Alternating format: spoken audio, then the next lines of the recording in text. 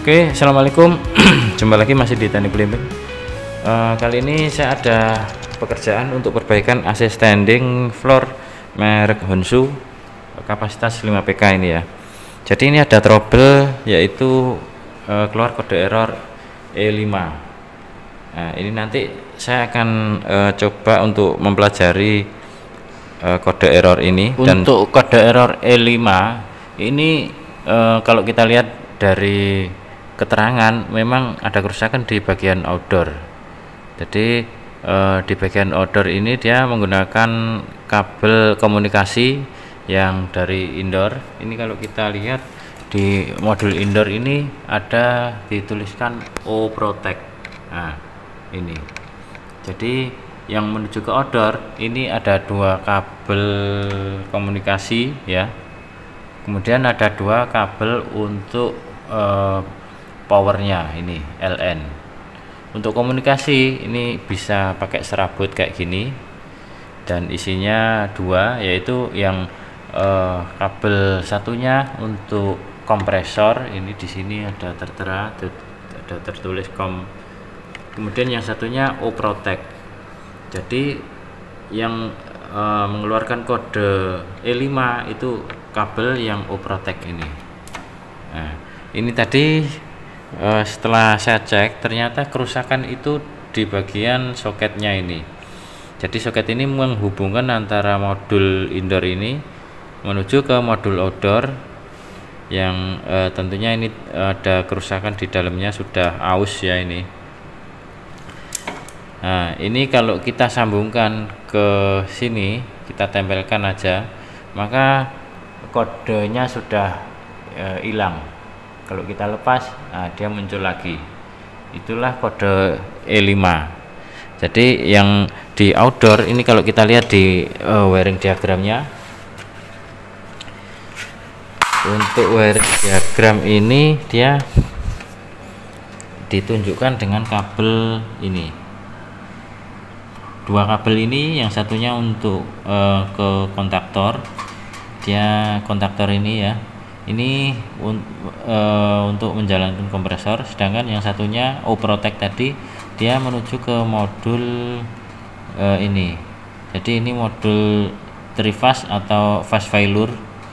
Failure ini fungsinya di samping untuk melindungi agar tidak terjadi antara urutan RST terbalik, juga untuk melindungi beberapa protektor yang lain. Ini opsional ya ini.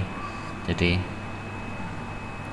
dan itu di sini ada relay. Jadi kalau misalnya relay ini dia terhubung, maka dia akan menuju ke indoor lagi di sini ya. Kalau kita lihat di bagian O Protect ini, dia menuju ke sini, terus dioda, di sini ada zener, kemudian dia masuk menuju ke optocoupler. Nah, di sini dia ada semacam saklar ini ya, optocoupler. Jadi optocoupler ini kalau kita sambungkan di kaki bagian sini, maka sebenarnya ini juga sudah mati ya. Nah, gini dia sudah mati. Jadi untuk E5 ya. Sekarang kita akan coba untuk kode yang lainnya. Apabila ini di sini ada soket untuk dua termistor. Termistor ini dia yang satunya untuk temperatur ruangan, kemudian yang satunya menuju ke koil di bagian evaporator, menuju pipa evaporator.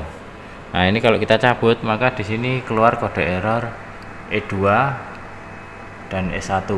Nah, ini E2, E5, E1 ya. Jadi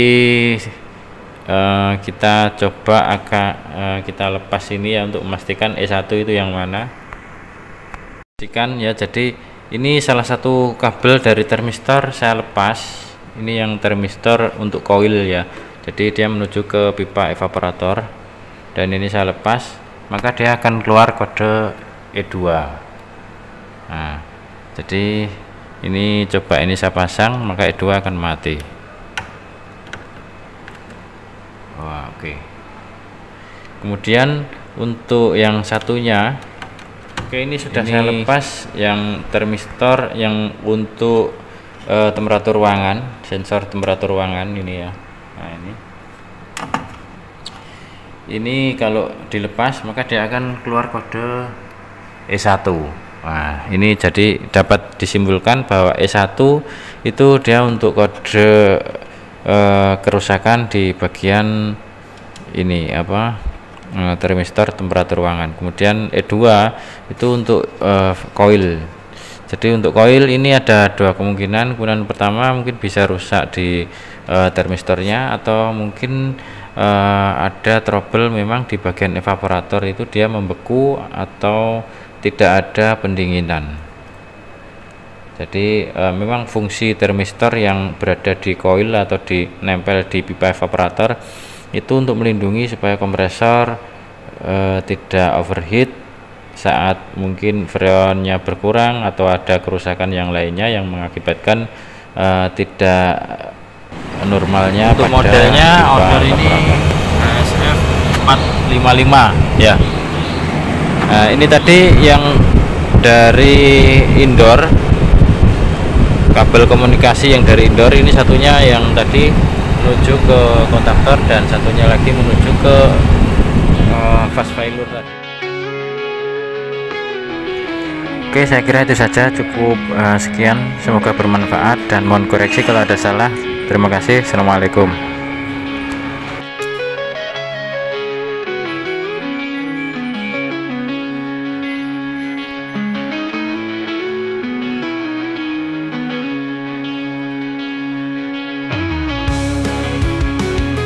Oke, assalamualaikum, jumpa lagi Mas di